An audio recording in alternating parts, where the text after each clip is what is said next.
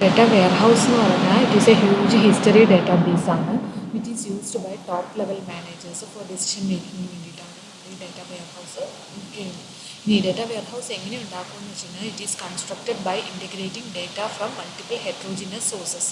Multiple heterogeneous സോഴ്സിൽ നിന്ന് നമ്മൾ അവയെ ഡാറ്റകളെ ഇൻറ്റഗ്രേറ്റ് ചെയ്തിട്ടാണ് ഡാറ്റ വെയർഹൗസ് ഉണ്ടാക്കുന്നത്. ഈ why it is used for analytical റിപ്പോർട്ടിങ്ങിന് വേണ്ടിയിട്ട്, സ്ട്രക്ചേർഡ് ആൻഡ് അഡോക് ക്വറീസിന് വേണ്ടിയിട്ട്, ഡെസിഷൻ മേക്കിങ്ങിന് അതിന് വേണ്ടിയിട്ടാണ് നമ്മൾ സാധാരണയായിട്ട് ഇങ്ങനെയുള്ള ഡാറ്റ വെയർഹൗസ് ഉണ്ടാക്കിയിരിക്കുന്നത്. In order to build this data warehouse, we need data cleaning, integration and data consolidation. Okay, ഇനി നമുക്ക് what is the need for data warehouse എന്ന് നോക്കാം. Why we need data warehouse? For enabling business intelligence activities. അപ്പോൾ business ഇൻ്റലിജൻസിന് വേണ്ടിയിട്ട് business കുറച്ചുകൂടി ക്രിട്ടിക്കലായിട്ടുള്ള decisions എടുക്കാനൊക്കെ നമ്മളെ data warehouse. അപ്പം അതുമൂലം നമ്മുടെ ഓർഗനൈസേഷൻ്റെ പെർഫോമൻസ് നമുക്ക് ഇമ്പ്രൂവ് ചെയ്യാൻ പറ്റും. അതുപോലെ തന്നെ ഇതിനകത്ത് കൂടുതലായിട്ട് ഹിസ്റ്റോറിക്കൽ ഡേറ്റയാണുള്ളത്. പക്ഷേ OLTPക്കകത്തുള്ളത് കറണ്ട് ട്രാൻസാക്ഷൻസ് ആണ് എങ്കിൽ OLAPയിൽ നമ്മുടെ ഹിസ്റ്റോറിക്കൽ ഡേറ്റയാണ്. അപ്പം പല സോഴ്സുകളിലുള്ള ഡേറ്റ ഇൻറ്റഗ്രേറ്റ് ചെയ്താണ് ഡാറ്റ വെയർഹൗസ് സ്റ്റോർ ചെയ്യുന്നത്. അതുകൊണ്ട് നമുക്ക് നമ്മുടെ ബിസിനസ്സെ കുറിച്ച് ബെറ്റർ അണ്ടർസ്റ്റാൻഡ് ചെയ്യാൻ പറ്റും, ഇമ്പ്രൂവ് ചെയ്യാൻ പറ്റും. അപ്പം നമുക്ക് കമ്പാരിസൺസ് നടത്താൻ പറ്റും, പ്രഡിക്ഷൻസ് നടത്താൻ പറ്റും. ഓക്കെ, അപ്പം നമ്മുടെ കയ്യിൽ പല സോഴ്സുകളിലുള്ള ഡേറ്റ ഇൻറ്റഗ്രേറ്റ് ചെയ്തിട്ടാണ് നമ്മുടെ ഡാറ്റ വെയർഹൗസിൽ സ്റ്റോർ ചെയ്യുന്നത്. അപ്പോൾ നമ്മൾ ചിലപ്പോൾ സമ്മറൈസ് ചെയ്തായിരിക്കും ഡാറ്റ സ്റ്റോർ ചെയ്യുക.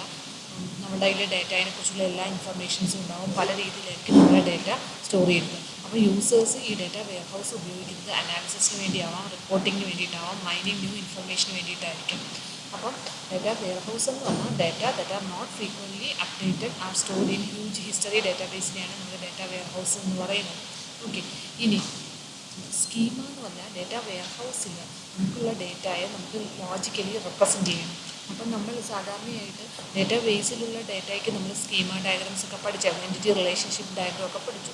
അതുപോലെ ഡാറ്റ വെയർഹൗസിൽ നമ്മൾ മെയിൻലി 3 ടൈപ്പ് സ്കീമയാണ് ഉപയോഗിക്കുന്നത്. Star schema, snowflake schema, Galaxy അല്ലെങ്കിൽ ഫാക്റ്റ് കോൺസ്റ്റലേഷൻ സ്കീമ. അപ്പോൾ സ്കീമ എന്താണെന്ന് അറിയാം. സ്കീമ എന്ന് പറഞ്ഞാൽ നമ്മുടെ ഡാറ്റാബേസിനെ കുറിച്ചുള്ള ലോജിക്കൽ ഡിസ്ക്രിപ്ഷനെയാണ് നമ്മൾ സ്കീമ എന്ന് പറയുന്നത്.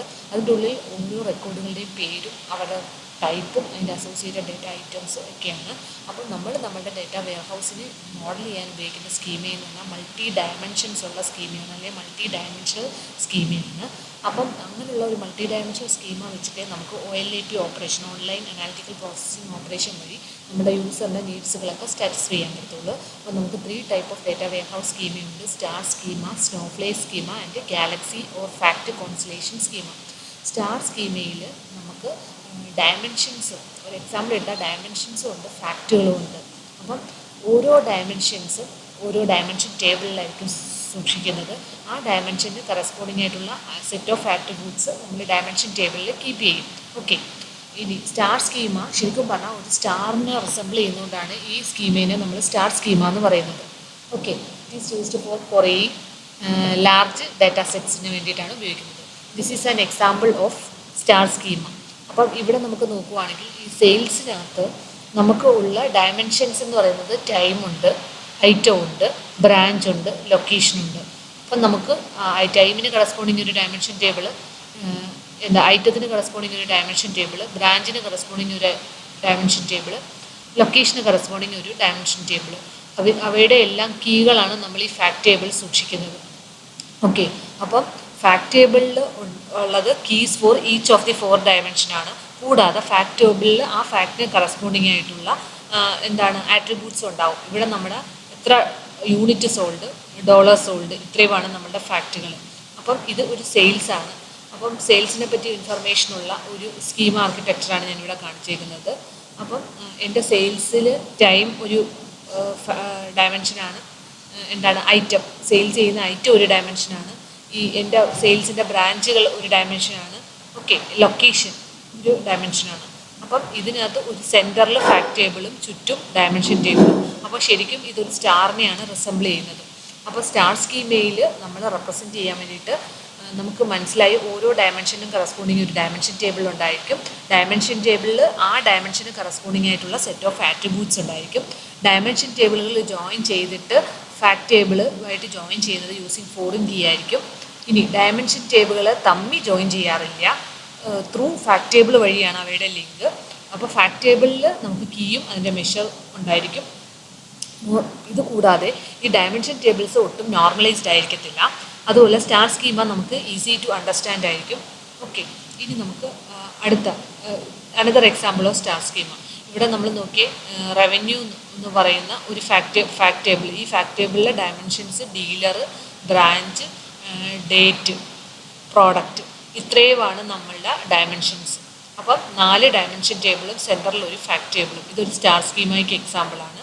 ഓരോ ഡയമെൻഷൻ ടേബിളും അതിൻ്റെ കറസ്പോണ്ടിങ് ആട്രിബ്യൂട്ട്സും അവയുടെ എല്ലാം എന്താണ് പ്രൈമറി കീ, ഡയമെൻഷൻ ടേബിളിൻ്റെ പ്രൈമറി കീ ഫാക്ട് ടേബിളിലെ ഫോറിൻ കീ ആയിട്ടാണ് റിലേറ്റ് ചെയ്ത് വെച്ചിരിക്കുന്നത്.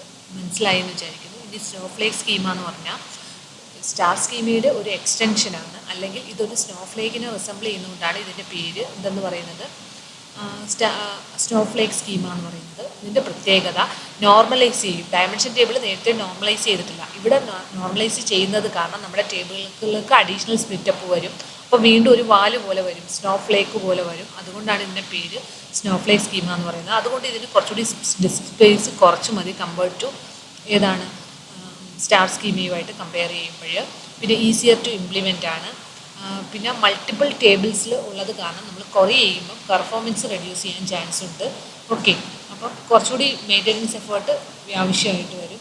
ഫോർ എക്സാമ്പിൾ ഇവിടെ നമ്മൾ നോക്കിക്കഴിഞ്ഞാൽ ഇത് കണ്ടോ, ഡീലറിനെ തന്നെ വീണ്ടും ഞാൻ പ്രൈമറിക്ക് അല്ലെങ്കിൽ നോർമലൈസ് ചെയ്തപ്പോൾ വീണ്ടും 2 ലൊക്കേഷനും കൺട്രിയാക്കി സ്പ്ലിറ്റ് അപ്പ് ചെയ്തു. Country is further normalised into, ഇതൊരു ഫാക്ട് ടേബിളാണ്.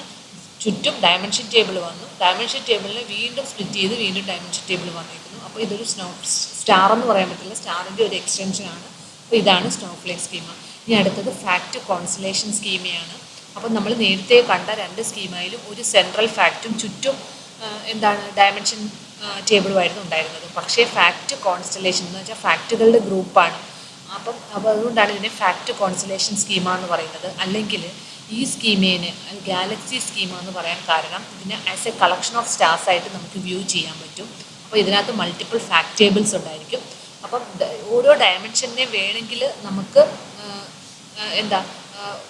ഒരു സ്റ്റാർ സ്കീമയിലുള്ള സംഭവങ്ങളെ വീണ്ടും സ്പ്ലിറ്റ് ചെയ്ത് വീണ്ടും സ്റ്റാർ സ്കീമ ഉണ്ടാക്കാൻ പറ്റുന്നത് കൊണ്ടാണ് സ്റ്റാറുകളുടെ ഗ്രൂപ്പ്. അതുകൊണ്ടാണ് ഗാലക്സി സ്കീമ എന്ന് പറയുന്നത്.